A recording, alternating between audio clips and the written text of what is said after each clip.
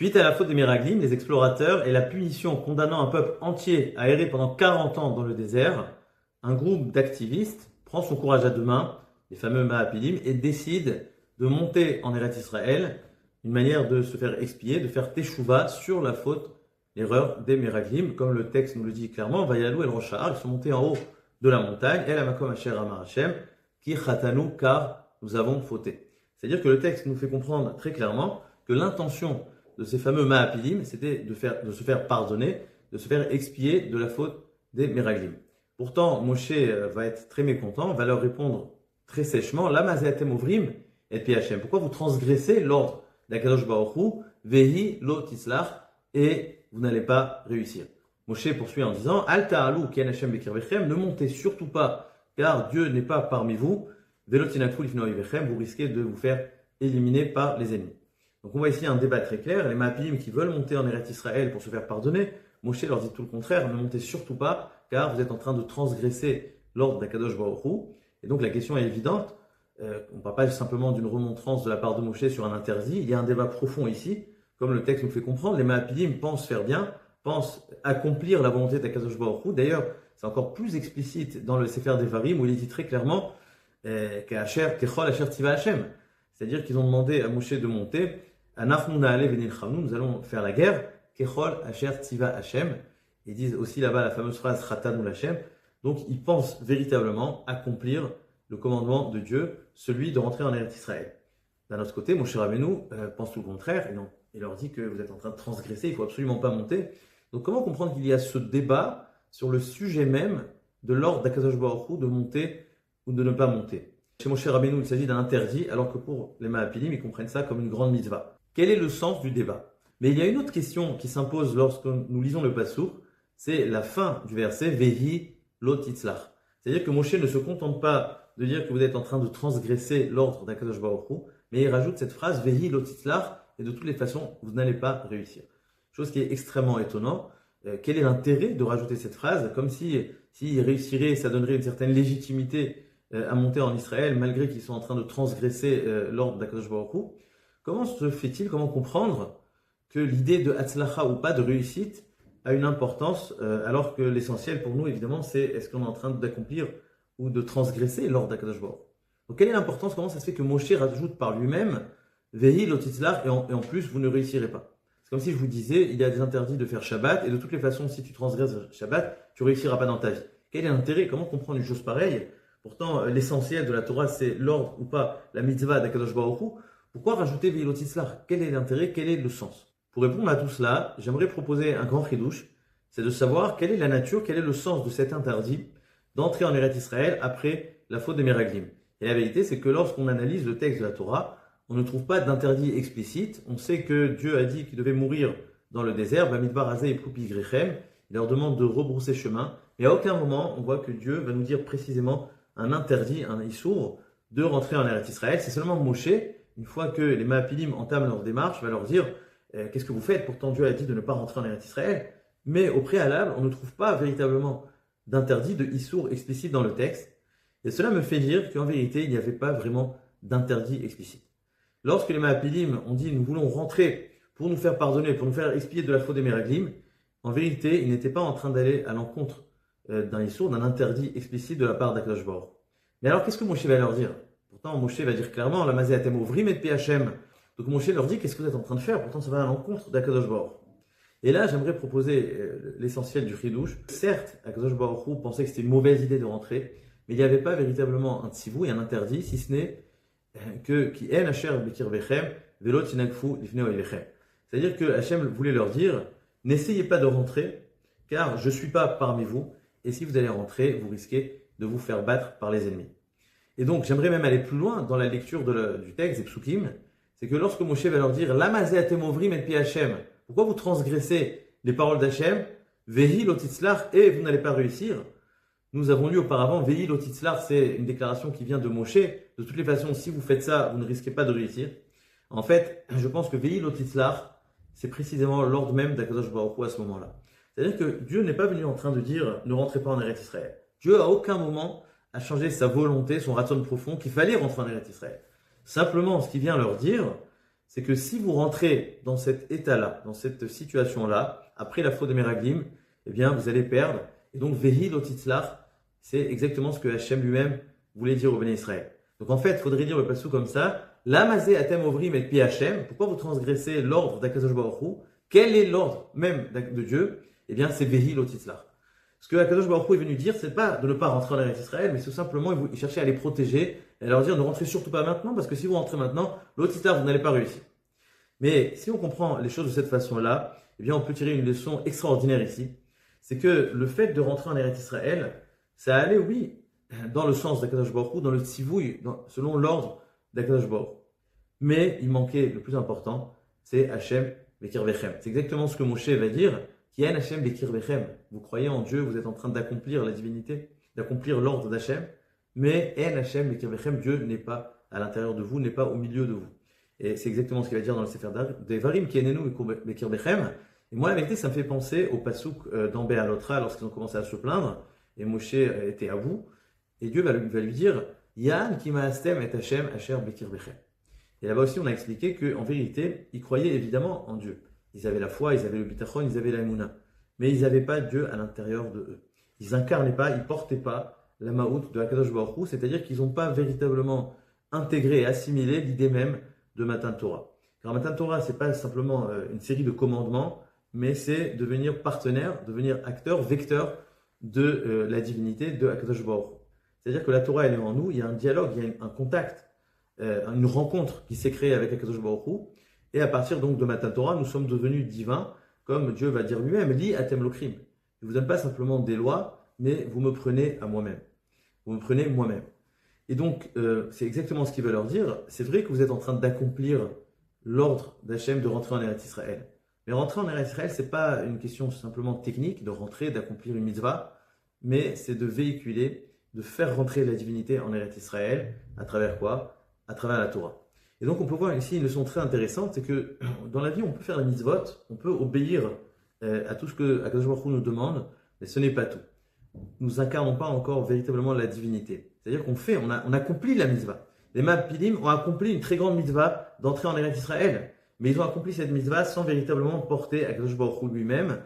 Hakadosh Baruch Hu, comme le verset nous dit, Eneni Bekirvechem, je ne suis pas à l'intérieur de vous. C'est-à-dire que vous accomplissez toutes les règles, mais sans qu'il y ait une âme, sans que Hakadosh Baruch Hu réside vraiment à l'intérieur de vous. Ça fait penser à deux catégories d'enfants. Vous savez, on peut avoir un enfant qui accomplit tout ce que vous dites, qui exécute, vous lui dites fais ci, il fait ça, ne fume pas, il fume pas, lève-toi à telle heure, il se lève à telle heure, etc.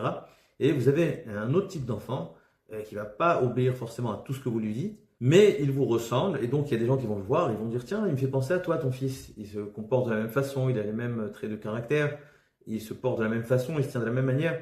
Mais si je vous pose la question, parmi ces deux types d'enfants, quel est l'enfant qui vous apporte la plus grande satisfaction? Est-ce l'enfant qui exécute tout ce que vous lui dites, qui accomplit toutes vos volontés, ou alors l'enfant qui est un peu plus artiste, qui accomplit pas forcément tout, mais qui vous ressemble?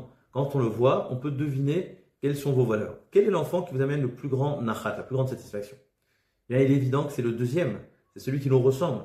Car celui qui obéit tout, quelque part, eh bien, c'est un robot, c'est-à-dire qu'il peut accomplir tout ce qu'on lui dit, mais s'il ne nous ressemble pas, si on ne voit pas les valeurs de la maison à travers lui, eh il n'a rien compris. Alors que l'autre, c'est vrai qu'il ne va pas tout accomplir, mais il porte l'esprit de la maison, il porte les valeurs, il porte l'essence même de ses parents. Donc en fait, c'est ce que Hachem nous dit, accomplir les 613 mitzvot, c'est bien, mais c'est pas tout, on ne peut pas rentrer comme ça en Eretz Israël. Les Ma'apilim, c'est vrai qu'ils ont été dans le sens d'Hakadosh Baruch Hu, ils ont suivi l'ordre de rentrer en Eretz Israël. Mais c'est pas tout.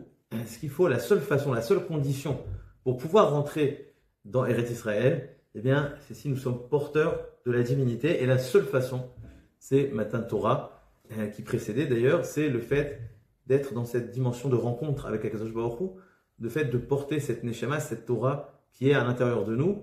Et évidemment, c'est aussi de ressembler au divin, Ma'urachum afatarachum, Ma'uchanun afatachanun, donc d'avoir les midot d'Hakadosh Baruch Hu. Rentrer en Eretz Israël, c'est ressembler à Hakadosh Baruch Hu, avoir les midot, avoir la Torah, porter la Torah à l'intérieur de nous. Et seulement à partir de cela, eh bien, nous pouvons rentrer en Eretz Israël. Vous savez, on peut retrouver cette idée dans beaucoup d'autres sujets dans la vie. Souvent, on se lance dans toutes sortes de projets dans le monde de l'action. Et bien souvent, on passe à côté du sens même du projet dans lequel nous nous sommes lancés. Par exemple, on va faire grandir des enfants. on est prêt à tout pour eux, on est prêt à renverser le monde pour eux. Et bien souvent, on n'est même pas prêt à leur accorder une minute d'attention, de les écouter, d'écouter vraiment le message qu'ils ont à apporter dans la vie.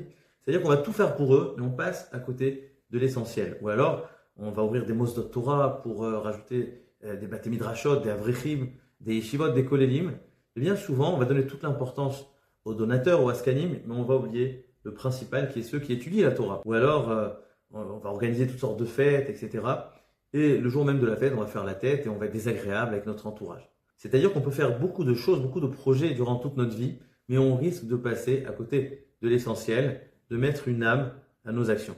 C'est ça que veut dire Moshe au Béné Israël. C'est vrai que vous voulez rentrer en Eretz Israël, c'est magnifique, mais attention, ne passez pas à côté de l'essentiel, qui est la présence de Dieu, Bekir Bechem, à l'intérieur de vous, à travers la Torah. D'ailleurs, vous le savez, c'est pas nouveau, le débat incessant sur l'idée du service militaire chez les Haridim, un débat qui est essentiellement entre les ultra-orthodoxes et les sionistes religieux, de savoir est-ce qu'il faut aller à l'armée ou pas. Alors évidemment, ça touche beaucoup de questions. Une des questions essentielles, c'est est-ce qu'il y a une mitzvah d'aller à l'armée? Il n'y a pas de mitzvah. Et souvent, on entend du côté d'Atiloumi que c'est une milchemet mitzvah, etc. Évidemment. Alors, la question n'est pas là. Évidemment, il y a une mitzvah. Mais vous voyez ici dans la paracha que la mitzvah ne veut pas tout dire. On peut accomplir l'ordre de Kadosh Baruch Hu, mais encore passer à côté du plus important, qui est la présence, le fait d'incarner la dimension divine en Eretz Israël. Et ça, il n'y a pas d'autre chemin que la Torah. C'est-à-dire que si nous allons tous aller à l'armée au risque de perdre la Torah, de perdre les yeshivot, eh bien même si c'est une mitzvah, mais comme il dit le pasuk, Ki en Hashem bekir bechem, si Dieu n'est pas parmi vous, vous risquez de perdre les guerres. C'est-à-dire qu'il n'y a pas uniquement la question d'accomplir ou pas les mitzvot, mais il y a avant tout, est-ce que nous portons la divinité? Est-ce que nous portons la Torah? Et la seule façon, c'est à travers Matan Torah, à travers la Torah, qui n'est pas simplement des connaissances, c'est pas une question de savoir, de connaître les halachot, mais c'est surtout et essentiellement, comme nous avons dit, Haïm Hashem Bekir Bechem, est-ce que vous êtes porteur de cette Torah? Est-ce que vous avez rencontré le divin lors de Matan Torah? Est-ce que vous n'avez pas seulement reçu les commandements, mais reçu Akadosh Baruch Hu lui-même, comme il le dit, Li Atem Lokrim? C'est ça la question qu'il faut se poser. Et sans toutes les yeshivot en Eretz Israël, sans tous les avrechim, les bachurim, qui sont consacrés jour et nuit à cette Torah, eh bien, il n'y a pas de Hashem Bekir Bechem. Et donc, on peut faire l'armée, on peut voilà, faire la Milchemet Mitzvah, etc. Mais sans cette Torah-là, sans cette centralité de la Torah, eh bien, nous ne pouvons pas gagner la guerre. Donc, il faut bien comprendre que pour rentrer en Eretz Israël, il faut avant tout Matan Torah, de rencontrer le divin, de prendre cette dimension, comme il dit le Kuzari de Min Chamishi. On est devenu véritablement divin, et c'est la seule façon de pouvoir véritablement rentrer en Eretz Israël. C'est peut-être pas pour rien que la paracha qui va conclure la paracha de Shlach Lecha, qui va être juste après la paracha des Maapilim, eh bien, c'est la paracha des Tzitzit, la troisième paracha du Kriyat Shema, dans laquelle il est écrit Uritem oto uzchartem et kol mitzvot Hashem. Vous allez voir les Tzitzit et vous allez vous rappeler de toutes les mitzvot d'Hashem. C'est-à-dire qu'on ne peut pas se suffire de voir la Metziou, de voir la réalité, de voir Eretz Israël, d'entrer en Eretz Israël, mais cela doit nous rappeler le Matan Torah, doit nous rappeler ces mitzvot que nous avons reçus à Matan Torah. Pour ça d'ailleurs que le Tzitzit est fait de Techelet, car le Techelet, nous allons le voir, mais surtout, il va nous faire rappeler, il va nous faire penser à la mer qui nous rappelle le ciel, qui nous rappelle le Kisei HaKavod. D'ailleurs, dans ce même chapitre, dans ce même paragraphe, nous avons le passage qui nous dit Velo taturu acharei levavchem ve'acharei einechem. Il y a ces deux dimensions du cœur et de la vue, de la vision des yeux. Et donc, c'est-à-dire qu'on ne peut pas se suffire de voir, d'être dans la réalité, d'être en Eretz Israël, mais cela doit être précédé par le cœur, par l'écoute, par la rencontre avec Akadosh Baruch Hu, par Matan Torah. D'ailleurs, le Rav Cherki fait remarquer que les deux parachiotes qui précèdent la troisième paracha, celle des Tzitzit, qui parle essentiellement de voir, eh bien, nous parle de Shmiya, d'écoute. Bien entendu, on parle du Shema Israël, et la deuxième paracha également, Ve'aya im Shamoa, si tu écoutes, pour nous dire qu'avant de voir, avant d'entrer en Eretz Israël, eh bien, il faut l'écoute. Il va falloir écouter Matan Torah. Peut-être c'est ça le sens des deux fautes de notre paracha qui sont les Meraglim et les Maapilim. Les Meraglim, c'était une faute dans la Reya. C'est-à-dire qu'il y avait une certaine perversion dans la vision des choses. Ils ont vu toutes sortes de géants, des villes fortifiées, etc. Et donc, ils avaient une angoisse par les choses qu'ils ont vues. C'est une perversion dans la Reya. La faute des Maapilim, ils n'ont plus eu peur d'entrer en Eretz Israël. C'est-à-dire qu'ils n'avaient plus peur de la réalité, de faire la guerre. Mais il leur manquait la Shmiya, l'écoute. Il leur manquait le fait de faire rentrer Matan Torah en Eretz Israël. Et donc, nous avons ici une faute dans la notion de Reya, de voir, et une faute dans la notion de Shmiya.